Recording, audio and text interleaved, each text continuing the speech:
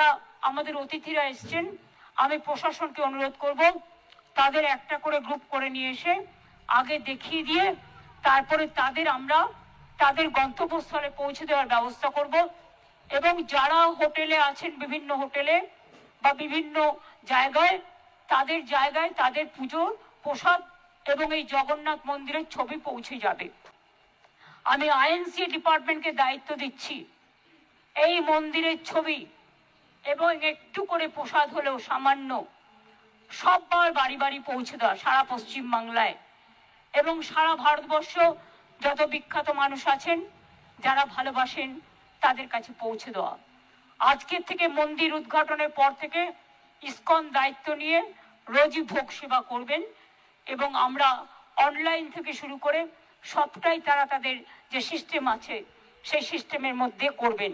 আপনারা দেখেছেন এই মন্দির শীর্ষে ভগবান বিষ্ণুর অষ্টধাতুর নীল চক্র স্থাপন করা হয়েছে। তৈরি করা হয়েছে 4টি প্রবেশদ্বার, পূর্ব দিকে সিংহদ্বার, পশ্চিম দিকে ব্যাঘ্রদ্বার, দক্ষিণ দিকে অশ্বদ্বার এবং উত্তর দিকে হস্তিদ্বার।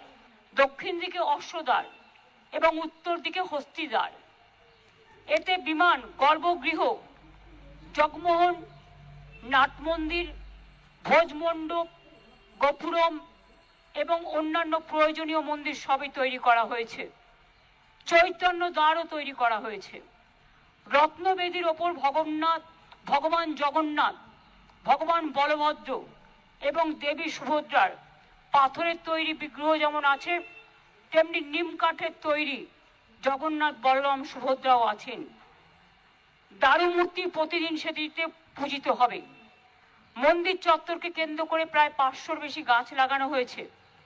আমি মনে করি এই মন্দির হাজার হাজার বছর ধরে উৎসব শুধু নয়, এক তীর্থস্থান হিসেবে সমুদ্র তটিনীতে, সমুদ্র তরঙ্গে, এক ধর্মীয় তরঙ্গের, পর্যটক তরঙ্গের উন্মাদনার প্লাবন তৈরি করবেন, যা এক অপূর্ব সৃষ্টি হিসেবে স্রষ্টা, দ্রষ্টা, শিল্পী, চলচ্চিত্র, সিরিয়াল, ইতিহাস, আর্কিওলজি, আর্টিস্টিক, ইনোভেশন সবকিছুর দৃষ্টিভঙ্গি দিয়ে মানুষ এটাকে চিন্তা করবেন, ভাবনা করবেন।